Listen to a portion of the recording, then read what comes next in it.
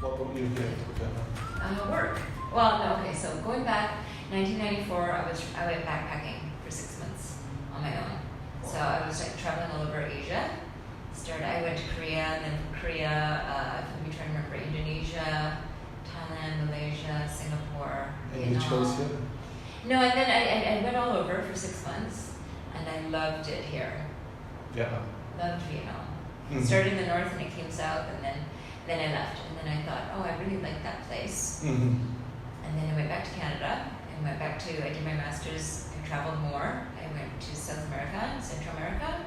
But I always thought about Vietnam. I thought maybe I should look into coming back So here. you're very well traveled.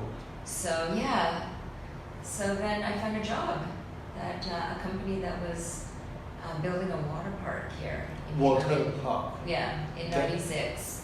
That is So it was very the first different. water park. It was going to be the first water park for Vietnam, but Uh-huh. it didn't open. It ended up not opening. It was a little bit too early Uh-huh. for its time, because even today there isn't really even a water park. So you are master in building water park? Well, I arrived and the company had started building, and I was on the marketing team, All right. and then the project didn't go ahead. So Uh-huh. after maybe 4 months, 6 months, something like that. So then I was out of a job, and then I was hired by an American advertising agency. That's where I met Jo, because she was working for a different American agency, and I was working for another one. I was working for the agency that was representing Coca-Cola, Nestle, Right. and because they were entering into Vietnam, the agency had to arrive. So we were, one of the first agencies. It was for McCann Erickson, and I stayed with them for almost 5 years. And Jo was working for JWT, another agency. So in those early years, there was just a handful of agencies, Uh-huh. and So all so the like creative when everyone people- knew everybody. Oh, really? Yeah, well, especially foreigners, there weren't very many, Uh-huh. and everybody knew, and especially in the agency Has it world. changed though? Oh yeah, totally Yeah. changed. So I mean, you don't know all the foreigners, expats right now? No, now it's totally like, look, this area didn't even exist back then, but now that this area is developed, all the condos, once all the condos came here, this used to be rice paddies, Uh-huh.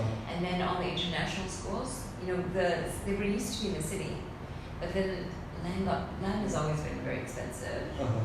and then there was no large plots of land. So Uh-huh. then the international, one or two, I think, started buying big plot of land here in the rice paddies, and then other schools followed, and then all the families started moving out here. Then all the development, all the schools were building here, and then all the homes were being built here, because everyone wanted to be closer to the schools. And this is a very nice number.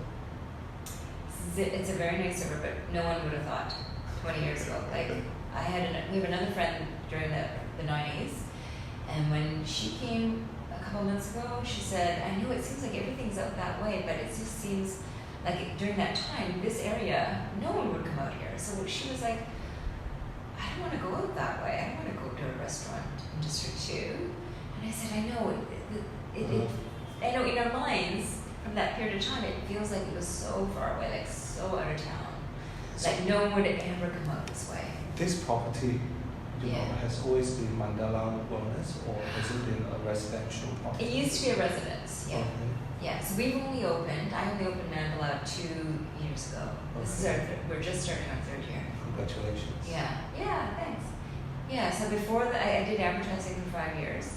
And then I just felt that, the agency and everything, you got to remember it's a very controlled environment for commercial work and commercial kind of. Almost forgot that it's a communist country, Yeah. isn't it? Is it Yeah. still? Or? Still, yeah. Right. So what that means, everything must be censored. So with all. So does it force you guys to be a lot more creative? Well, for the limitations. that you- agencies, of course, you have to be much more creative. I think creatives were very frustrated when they're posted in Vietnam because, there's limitations. But then if you're able to find a solution within the confines, right? If you can find that creative Yep. outlet within the boundaries, I mean, you've done a really good job. I mean, you've been, asked to, you've been given a very tough task, and if you've been able to be successful in it, then you really achieve something because, it's not easy. I mean, everything is scrutinized, everything is reviewed, and it's not easy to do. I mean, it's not easy in general to do business in Vietnam. But having said that, there's always a way. It just depends on how you look at it, right?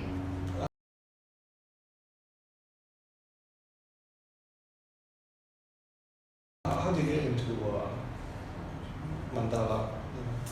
So after I left the agency, I left because I felt that, you know, the agency life, I mean, it was going to move very slowly because, you know, of the development of, well, economically, it's always, Vietnam economically has always grown steadily upwards, Well, but this is not one of the fastest in Asia, like 6%. now, but GDP. 20 years here, it's not been always that way. I mean, it's always You had guys a sow the little seeds bit, for what's happening right you now. know, it always was steady in its growth, but not phenomenal growth, not like the other countries surrounding neighboring countries, right, like Thailand. So where's Vietnam right now? Is it like Oh, I think now it's doing very well. Yeah, but Mhm. you know, 20 years of being here. right time of starting a business, isn't it? Well, you know, so after I left the agency, my husband had an interior design firm, and so I joined him in 2000, and then we built up that business, and then we sold it. We were 15 people when I started in 2000 with him.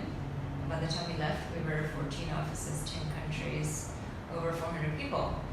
That's And we had amazing. only started with interior design, and then we eventually moved into architecture.